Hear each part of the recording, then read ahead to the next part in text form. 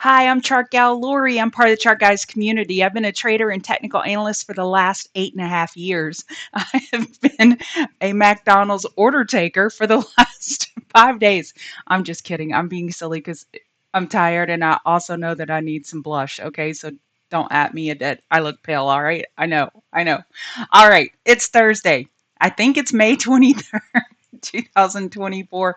We had some daily consolidation come about today, and I was so looking forward to Nvidia lifting this market higher because that's what, a logical person would think, but oh no. So let's dig into it. First of all, I want to start out with the indices. The indices, looking at IWM Russell. So I brought you back, I think last week I showed you this from COVID.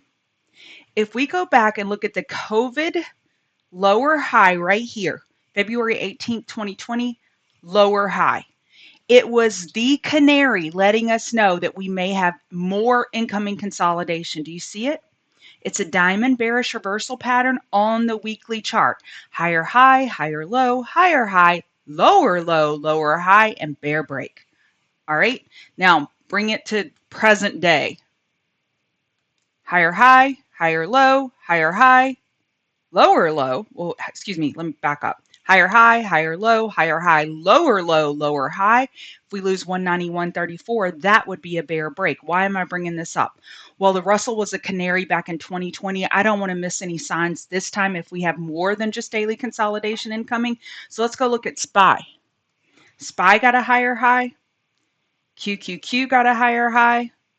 But oh, Russell, he didn't get a higher high. So we're going to keep this on note, and I'm going to keep it front of mind awareness when I'm in between taking Whopper orders. I will keep in mind that the Russell is setting a lower high, and it may be our canary.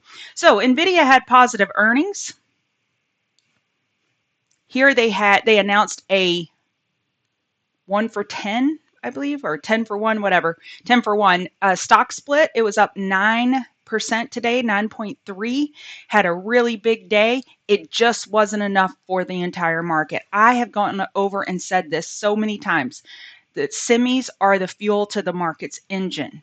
But I say semis, plural. Nvidia wasn't enough. It just wasn't enough by itself. It would have to carry the entire market. Nobody else was helping. GE a little bit, Palo Alto, Lilly slightly green. Nobody else is helping. And it's the depth of the red. It's not that just that we're red everywhere. It's the depth of the red. These bright red, those are negative 3% and then some. So Nvidia had a great earnings reaction. It isn't enough by itself. All right.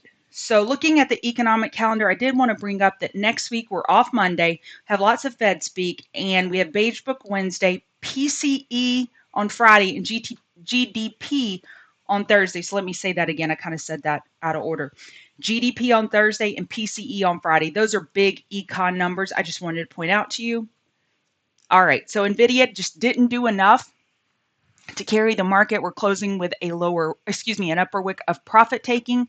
It started pulling back when the market started pulling back. Let's go look at SPY. SPY was unable to fill this gap here of 523.83 right here. That could be a target tomorrow morning. If we were to flush down and fill that gap at open, that could be a beach ball trade, meaning it's kind of like trying to push a beach ball underwater and it pops up, because we are looking for a weekly higher low on SPY. We have a big outside bar today. An outside bar brings about megaphones or broadening formations, whatever you want to call it, whatever floats your boat.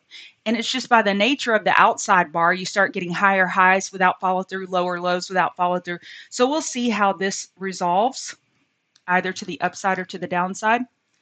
Looking at QQQ, we have an outside bar on QQQ as well. We did not lose the daily support on QQQ. We do have a gap down here to be aware of, 44647. IWM, we lost daily support.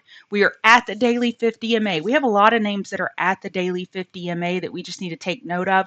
I put a lot of value in the daily 50 MA. I don't trade in a vacuum where that's the only piece of data I look at, but I do like combining my price action thesis with the key moving averages.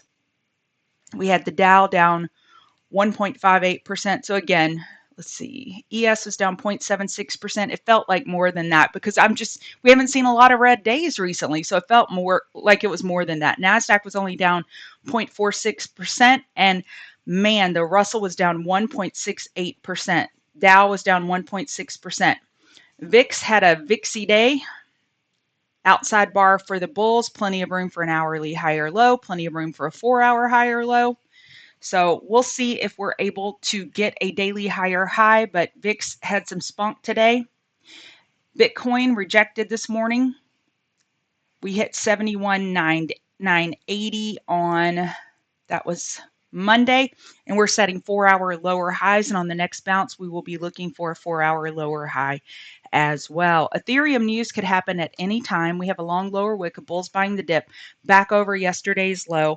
We're still looking for a 4-hour lower high on the next bounce for Ethereum. Coin held up pretty well today, actually, considering it held up pretty well. Got someone in the front yard doing crazy things. All right. So coin, we rejected from the daily 50 MA. We had pretty red names on Mara, MSTR, and Riot. Dollar is slightly green. Let's look at the dollar. The dollar, I talked about it yesterday, looking for a 2-day potential bear flag here on the daily chart. And it looks like we're bouncing enough to make room for a potential 2-day higher low. I think we're negating that bear flag at this point. Yeah, we've made enough room for a daily higher low, and we're making headway over the daily 50 MA. Gold was the darling last week, and it's giving up so much. On the next bounce, we're looking for a daily lower high on gold. GDX, we are looking for a daily lower high on GDX.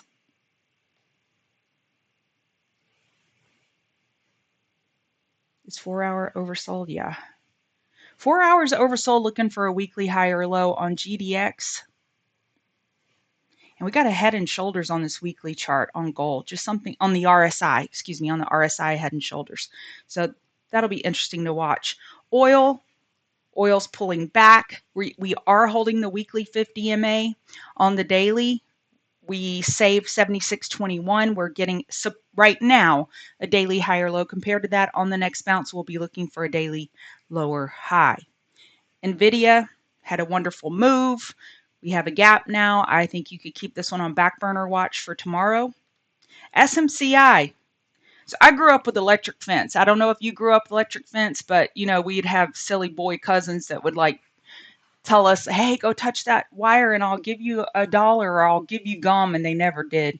And they would set us up, all the girls, to go touch the wire. I guess we weren't that smart. But when I look at the daily 50 MA, simple moving average on SMCI, 1, 2, 3, 4, 5, 6, 7 rejections. I just see a big zap, just zapping price. And SMCI just cannot make it over the daily 50 MA. We're only down to, well, I shouldn't say only down. It suffered the fate of other semis. Semis closed pretty flat today. SMH did.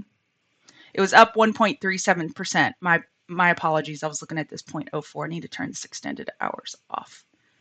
Yeah, we closed green thanks to NVDA because it's one of the largest holdings there, but didn't have a lot of help from other semi names. Apple was down 2.11%. We're touching the daily 12 EMA. We'll see if bulls can get a bounce. We are hourly oversold. Then tomorrow, if we have a gap down tomorrow, we have a lot of names that I've been scanning that are looking for weekly higher lows, and the 4-hour would be oversold or close to oversold if we were to gap down tomorrow. So I'll be watching that. Speaking of names that could be 4-hour oversold tomorrow, Amazon may be one of them. On the next bounce, we're looking for a 4-hour lower high.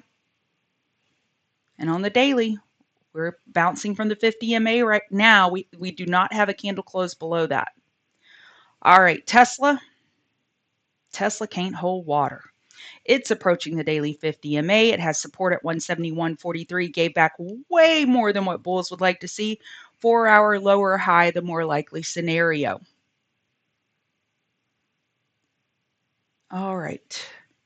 And I did want to cover meme names like GameStop. They were down 13%. They really had a rough day.